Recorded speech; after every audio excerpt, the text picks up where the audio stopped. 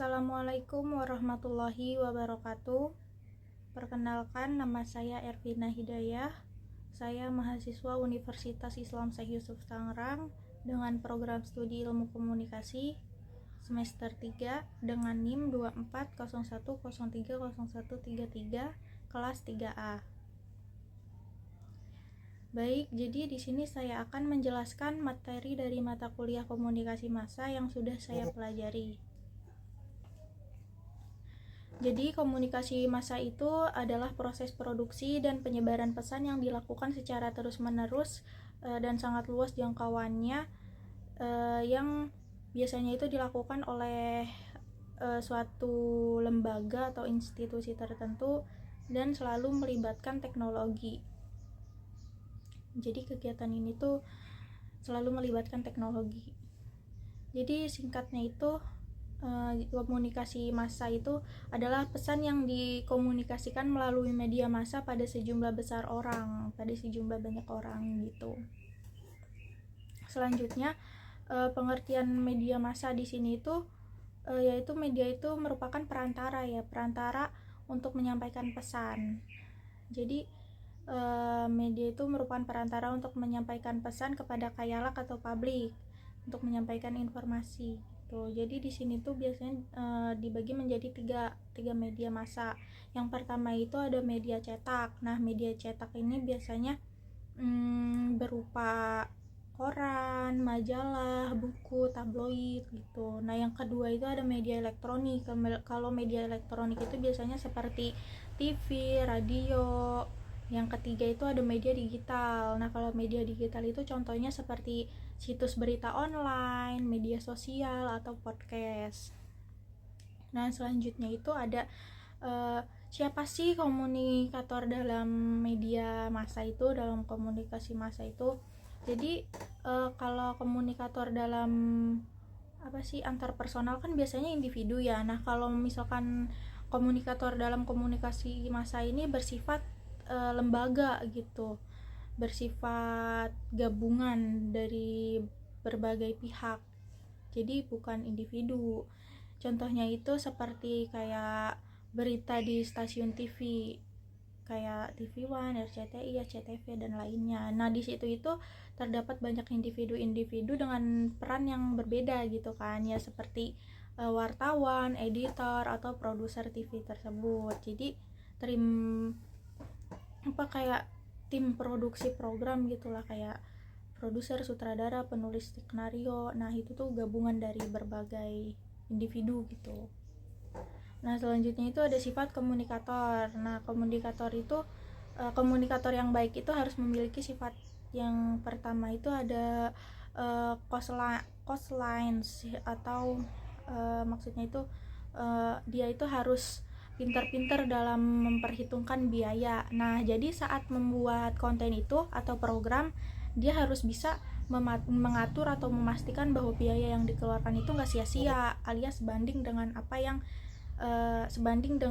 yang dihasilkan gitu, manfaat yang dihasilkan atau yang didapat. Nah, yang kedua itu ada complexity, artinya itu komunikator itu harus bisa menyelesaikan pekerjaan yang rumit dan panjang, ya mulai dari riset, mengolah informasi, sampai akhirnya bisa menyajikan konten yang siap dikonsumsi publik, yang bermanfaat buat publik. Nah, semua itu kan butuh proses yang kompleks dan ketelitian yang tinggi gitu, harus fokus gitu.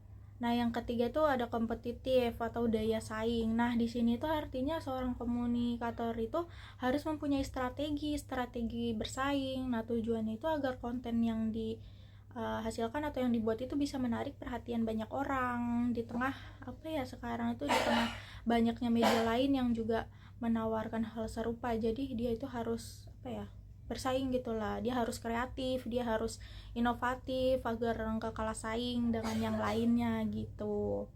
Jadi harus mempunyai wawasan yang luas lah gitu untuk bersaing di saat ini gitu, harus kreatif dan inovatif. Selanjutnya itu ada syarat menjadi komunikator di media massa yang baik. Jadi ada 3 hal yang membuat kita punya etos atau karakter yang kuat sebagai komunikator gitu. Yang pertama itu ada goodwill atau maksud yang baik. Jadi kita harus punya niat yang tulus, niat yang baik dalam menyampaikan pesan. Tujuannya itu biar bukan untuk merugikan orang lain, tapi untuk memberikan informasi yang bermanfaat untuk orang lain, yang positif gitu. Yang kedua itu ada good sense atau pikiran yang baik, yang artinya itu kita harus menyampaikan pesan yang logis, yang masuk akal, yang bisa diterima atau dipahami. Informasi yang kita sampaikan itu nggak asal-asalan, tapi udah dipikirkan dengan matang. Yang ketiga itu ada moral atau karakter yang baik. Nah, sebagai komunikator kita harus punya moral yang baik atau sikap dan perilaku yang harus yang harus bisa jadi contoh gitu, jadi contoh sehingga orang-orang itu percaya bahwa apa yang kita sampaikan itu benar dan patut didengar gitu. Nah, apa sih ada dua hal yang ada dua hal juga yang harus dipunyai oleh komunikator. Yang pertama itu keahlian. Jadi orang itu akan percaya kalau misalkan kita punya keahlian yang kita bicarakan di bidang punya keahlian di bidang yang kita bicarakan. Nah, contohnya itu seperti dokter. Nah, kan kalau dokter itu kan di bidang kesehatan. Nah, maka masyarakat itu akan percaya ke dokter tentang kesehatan yang dibicarakan atau bidang kesehatan yang dibicarakan oleh dokter gitu. Yang kedua itu dapat dipercaya. Jadi ini tuh kunci utama ya dalam komunikator. Jadi orang itu bisa percaya kepada dia gitu, mau nggak peduli siapa dia, jadi percaya aja gitu ke dia. Tapi kalau misalkan dia udah pernah bohong gitu, masyarakat akan ragu untuk percaya ke dia gitu. Nah, selanjutnya itu ada tanda pokok dalam komunikasi massa. Yang saya baca itu ada ini menurut Nuruddin di buku komunikasi massa ini. Yang pertama itu komunikasi massa itu bersifat tidak langsung, jadi menggunakan media gitu. Yang kedua itu komunikasi massa itu bersifat satu arah, dan ini berkaitan dengan poin yang pertama karena ini tidak langsung atau alur komunikasinya juga kebanyakan cuma satu arah. Jadi yaitu dari komunikatornya atau pihak yang memberi pesan ke komunikan saja sebagai kita yang sebagai penerima pesan. Jadi kita tuh sebagai penerima pesan cuma bisa mendengarkan aja atau melihat aja, tapi nggak bisa memberikan balasan atau umpan balik kita secara langsung gitu, nggak bisa langsung nyampe ke mereka. Contohnya itu saat kita menonton TV atau ngedengerin radio gitu kan, kita hanya bisa menonton atau mendengar saja gitu. Yang ketiga itu ada komunikasi massa bersifat terbuka atau langsung gitu, jadi komunikasinya itu informasinya luas untuk siapa saja. Nah, yang keempat itu ada punya publik yang tersebar secara geografis, jadi nggak ada di situ-situ aja, tapi tersebar di berbagai kota, misalkan kayak kota, di pulau, bahkan negara gitu kan, sangat luas gitu. Nah, contohnya itu kayak bola nih disiarkan secara live tapi bisa ditonton banyak orang di mana saja gitu kan. Nah, selanjutnya itu ada ciri-ciri komunikasi massa. Jadi yang ciri-ciri komunikasi itu yang pertama itu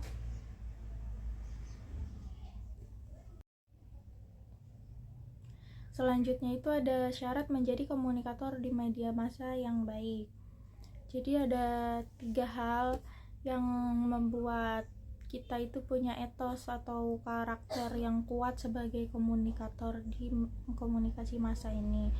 Yang pertama itu ada goodwill atau maksud yang baik. Jadi kita itu sebagai komunikator itu harus punya niat yang tulus dan baik dalam menyampaikan pesan. Jadi tujuannya itu bukan untuk merugikan orang lain, tetapi untuk memberikan manfaat atau memberikan informasi yang positif gitu, informasi yang bermanfaat. Yang kedua itu ada good sense atau pikiran yang baik. Jadi artinya itu kita harus menyampaikan pesan yang logis, yang masuk akal, yang bisa diterima atau dipahami oleh si pendengar atau oleh masyarakat. Jadi informasi yang kita sampaikan itu nggak asal-asalan, tapi udah dipikirkan dengan matang dan benar gitu. Yang ketiga itu ada moral karakter. Jadi sebagai komunikator itu kita harus mempunyai karakter yang baik dong. Kita sebagai komunikator itu harus punya sikap atau moral yang baik. Sikap dan perilaku kita itu harus menjadi contoh gitu, harus bisa jadi contoh sehingga orang-orang itu percaya bahwa apa yang kita sampaikan itu patut didengar gitu. Nah, ada juga ada juga itu keahlian. Jadi kalau keahlian itu orang akan percaya gitu. Orang akan lebih percaya kalau kita punya keahlian di bidang yang kita bicarakan. Contohnya itu seperti dokter kan, kalau dokter kan ngomongin di bidang kesehatan. Nah, orang itu akan lebih percaya jika yang membicarakan di bidang kesehatan itu adalah dokter gitu. Yang kedua itu dapat dipercaya. Jadi masyarakat itu, orang itu nggak peduli siapa yang berbicara, pokoknya itu dia percaya aja gitu tanpa mempedulikan siapa yang berbicara gitu. Jadi kalau misalkan si orang itu udah pernah berbohong atau bohong pada masyarakat, itu masyarakat akan kurang percaya atau sulit percaya gitu. Nah, selanjutnya itu ada tanda pokok dalam komunikasi massa. Jadi yang pertama itu komunikasi massa bersifat nggak langsung. Jadi kan komunikasi massa itu kan menggunakan media, jadi menggunakan perantara. Yang kedua itu ada komunikasi massa itu bersifat satu arah. Nah, ini berkaitan yang dengan poin pertama tadi, karena bersifat secara tidak langsung, jadinya alur komunikasinya juga cuma satu arah, yaitu dari pihak si komunikator ini atau pihak yang memberikan pesan kepada pihak ke komunikan atau kita sebagai penerima pesan. Jadi kita itu sebagai penerima pesan cuma bisa ngedengerin doang atau ngelihat doang tanpa ada langsung memberikan umpan balik atau komentar atau tanggapan gitu. Contohnya seperti kita sedang menonton TV atau mendengarkan radio, itu kan kita cuma bisa melihat dan mendengarkan saja, tapi tidak bisa memberikan tanggapan secara langsung. Yang ketiga itu ada komunikator itu komunikasi massa itu bersifat terbuka, jadi bebas terbuka bagi siapa saja gitu, untuk siapa saja. Yang keempat itu punya publik yang tersebar secara geografis. Nah, ini tuh penerima pesan itu nggak cuma ada di satu tempat, melainkan ada di beberapa tempat, beberapa pulau, beberapa kota, daerah gitu, tersebar secara luas orang-orangnya. Nah, misalkan seperti suatu siaran berita yang bisa ditonton oleh orang-orang yang ada di Jakarta, yang ada di Surabaya, di Medan gitu, secara bersamaan. Yang selanjutnya itu ada ciri-ciri komunikasi massa. Ini saya pelajari di buku pengantar komunikasi massa yang menurut Nurudin. Jadi yang pertama itu komunikasi massa itu komunikatornya melembaga. Yang menyampaikan pesan dalam komunikasi massa itu biasanya bukan cuma satu orang, tapi lembaga gitu, sebuah lembaga. Contohnya kayak di stasiun TV atau di penerbit koran atau sebuah perusahaan media. Jadi ada tim di belakangnya yang bekerja sama gitu. Jadi bukan individu saja, melainkan tim. Yang kedua itu ada komunikasi massa bersifat heterogen, yaitu tadi penerima pesannya itu banyak dan beragam. Jadi pesan dari media massa itu dikirim ke orang banyak dari berbagai latar belakang, mulai dari tua, muda, kaya, dan lain sebagainya. Semua bisa menerima pesan. Yang selanjutnya itu ada yang ketiga itu pesan yang bersifat umum. Jadi karena ditujukan untuk banyak orang yang berbeda, jadi isinya pun bersifat umum. Jadi bukan untuk satu orang saja atau kalau satu kelompok tertentu saja, tapi untuk semua orang. Tujuannya itu agar pesannya itu bisa dipahami oleh khayalak yang luas gitu. Yang selanjutnya itu yang keempat ada komunikasi bersifat satu arah. Jadi maksudnya itu artinya itu pesan yang cuma mengalir dari pemberi pesan tadi. dari pemberi pesan, dari komunikator ke penerima pesan. Jadi kita sebagai penonton atau pembaca itu nggak bisa langsung memberikan tanggapan balik atau membalas pesan secara instan, secara langsung gitu, nggak bisa tuh, jadi satu arah doang. Nah yang kelima itu ada komunikasi massa menimbulkan keserempakan. Jadi maksudnya itu pesan yang disampaikan di media massa itu diterima oleh banyak orang dalam waktu yang hampir bersamaan. Contohnya itu kayak dalam siaran pertandingan sepak bola secara live itu ya, kan bisa ditonton serempak gitu, bisa ditonton jutaan orang di saat yang bersamaan dari berbagai macam daerah gitu. Yang keenam itu selanjutnya ada komunikasi massa mengandalkan peralatan teknis, yaitu tadi. Jadi komunikasi massa itu nggak bisa jalan tanpa adanya alat bantu teknologi kayak seperti TV, radio, koran atau internet. Jadi alat-alat ini itu yang jadi perantara agar pesan yang dibuat itu bisa sampai ke kita, tersebar secara luas. Nah yang ketujuh yang selanjutnya itu ada komunikasi massa itu dikontrol oleh gatekeeper. Jadi sebelum sebuah pesan disebarluaskan, ada pihak yang bertugas untuk menyaring atau menyeleksi atau mengedit pesan yang ingin disampaikan, mengedit pesannya terlebih dahulu gitu. Jadi pihak ini itu disebut gatekeeper. Misalnya editor koran atau produser di televisi. Jadi mereka itu kan yang menentukan pesan yang layak untuk disampaikan ke publik, mana yang layak, mana yang tidak gitu. Jadi sebelum pesan itu disebarluaskan ke publik, itu diproses dulu oleh gatekeeper, diseleksi dulu gitu. Nah jadi gatekeeper itu bertugas untuk menyaring dan memilih informasi yang masuk sebelum disebarkan ke publik. Jadi mereka ini adalah orang-orang yang bekerja di dalam media itu sendiri, seperti kayak pimpinan redaksi, editor atau produser acara TV. Jadi intinya itu gatekeeper adalah si penentu gitu, si penentu pesan yang boleh tampil di media gitu. Selanjutnya ada regulator. Nah kan kalau gatekeeper itu kan adanya di dalam media atau internal. Kalau regulator itu adanya di luar institusi media atau eksternal. Jadi mereka itu adalah lembaga atau pihak yang tugasnya itu mengatur dan mengawasi jalannya media secara lebih luas gitu. Jadi regulator ini bisa menghentikan atau menghapus informasi yang ada, tapi nggak bisa memulai atau menambahkan informasi yang baru. Jadi regulator itu hanya memberhentikannya saja, tapi nggak bisa membuat yang baru gitu. Nah selanjutnya itu ada fungsi komunikasi massa. Yang pertama itu ada menyampaikan informasi. Nah fungsi utama komunikasi massa itu ya untuk memberikan informasi yang akurat dan benar kepada masyarakat, mulai dari kayak berita kejadian penting atau perkembangan ekonomi sampai cuaca, semuanya itu disajikan supaya itu kita jadi tahu apa yang sedang terjadi saat ini dan terjadi di sekitar kita. Nah yang kedua itu mendidik.